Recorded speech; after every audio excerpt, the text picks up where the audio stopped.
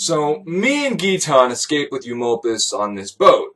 And we're on the boat, and just out of idle curiosity, I'm like, hey, Eumolpus, whose boat is this? And he's like, just some dude named Lycus and his bitch Typhena. And I'm like, holy shit, Lycus and Typhena? Dude, Lycus tried to have sex with me, and then I had sex with Typhena, and then Typhena got mad at me, and then me and Giton robbed Lycus blind and fucking fled from his house. He is not a friend of ours.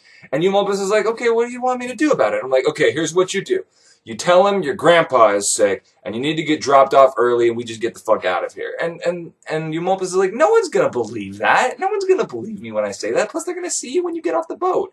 And I'm like, okay, how about this? We steal a lifeboat. We just go on a lifeboat. And Eumolpus is like, no, dude, the lifeboats are guarded, and there's a dude asleep in the lifeboat at all times. Are you ready to kill that guy? Because I'm not killing that guy, because I'm not going back to jail. No, here's what we do.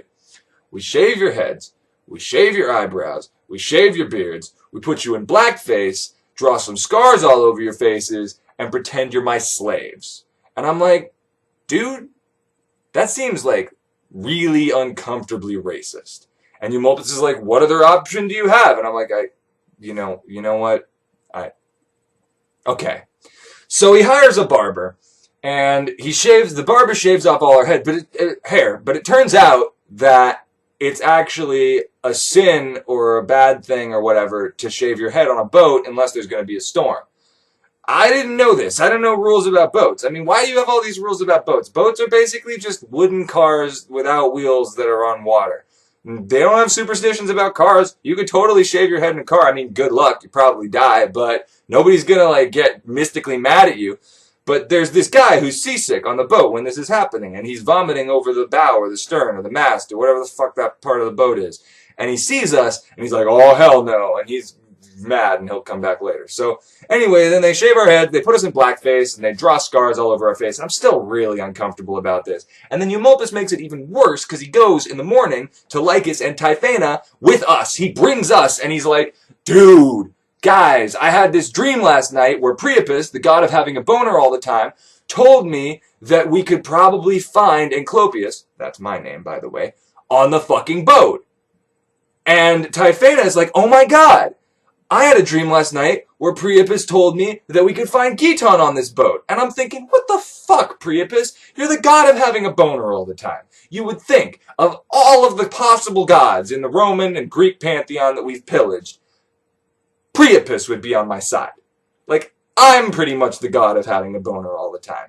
What the fuck, Priapus? But Priapus isn't listening, because Priapus has a boner all the time, and that does not make you good at listening.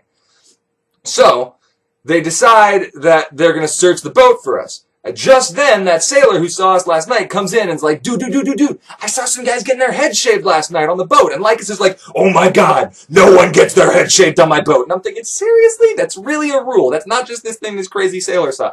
Everybody thinks that that's a bad thing. I didn't get the memo on this. So Lycus decides he's going to get everybody together from the boat and see who shaved their head. Obviously, me and Giton are the only people whose heads are shaved, so they're like, hey, who the fuck are these people? And Eumolpus is like, dude, don't worry about it. I shaved their heads, and they're my slaves, and I can do whatever I want with them. And slavery is more important than boat shaving heads, so you gotta give me a pass on this. And everyone's like, okay, that sounds reasonable, but we should still probably whip these guys a couple of times. And I'm like, oh, god damn it. So they start whipping us. And I'm not making any noise, because I know these guys will recognize my voice. But Giton is a fucking pansy, so he starts screaming immediately. He's like, ah! And, of course, he has fucked, up to this point, everybody on the boat. I don't know whether he did it after we got on the boat or before, but what's important is everything with 2 legs and a vagina on that boat is immediately all around. I'm like, oh my god, it's Giton, will you sign my tits? Including Typhena. And she immediately recognizes him, and she goes up to him, and meanwhile, Lycus comes up to me. He doesn't recognize me by my face. He doesn't recognize me by my hands. He recognizes me by my dick. Because I have an enormous penis. And it's extremely distinctive. I'm like, god damn my massive national treasure dong. And he pulls it out and he's like, yep, you're Enclopius. And I'm like, fuck. So now they want to kill us. They're going to stab us to death. And luckily, we've got a couple people on our side, including this crazy-ass barber who's willing to shave our heads on the boat, even though it's illegal. So he gives us all razors. And we're standing there with the razors, and they're standing there with their swords and whatever. And I don't know if I can kill all of these people, because I wasn't even going to kill the guy in the boat, when all of a sudden Giton has a brilliant idea, which is he grabs his dick, and he's like, I'll kill it! I'll kill my dick! And everyone's like, no, don't kill your dick! We need your dick! That's like the most important part of your personality! And he's like, okay, fine. I won't kill my dick, but you guys gotta sign a peace treaty. So, Eumolpus draws up a peace treaty, and the peace treaty is like, alright, everybody has to forget everything that happened, and like, who robbed who, and who fucked whose wife, and who didn't fuck whose husband, and all of that, and nobody should try and fuck anybody who doesn't want to get fucked from now on, or they have to pay them $200. Which is like a reasonable law for society in general. So everybody signs this, and we all get drunk then, we're like hanging out, and Eumolpus decides to tell us a story, because he's so happy. It's a story about how women suck ass. So basically, it's this story, it goes like this. So a long time ago, in ancient Greece, because that's where we get all our stories from, there's this incredibly chaste woman. She's like Guinness Book of World Records chaste. She's so chaste, women are traveling all over to look at her and be like, damn, that bitch chaste.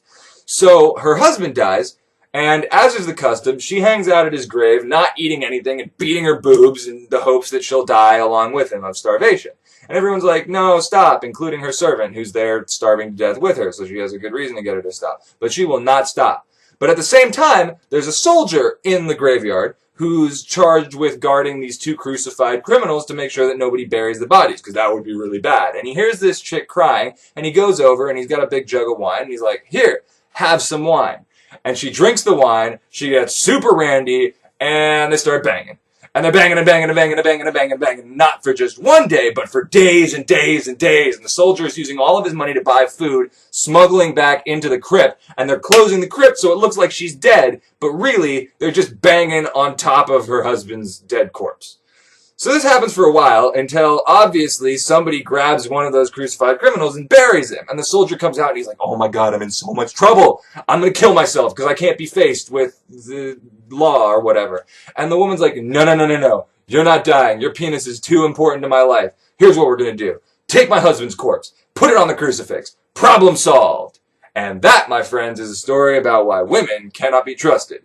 And everyone's like, ah, fuck women. Except Typhena, who's like, fuck me.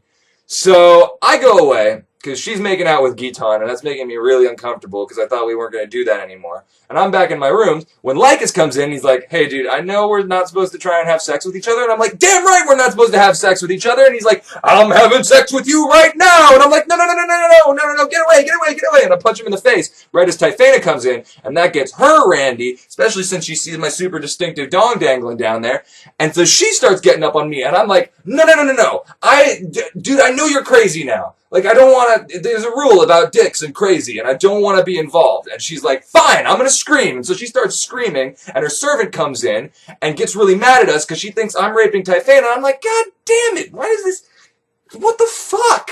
This always happens. And so Typhena runs out to tell a bunch of lies about me. Meanwhile, the servant, who used to be one of my friends when I was banging Typhena back in the day, is like, what the fuck are you doing? You know she a hoe. And I'm like, yes, I know she's a hoe.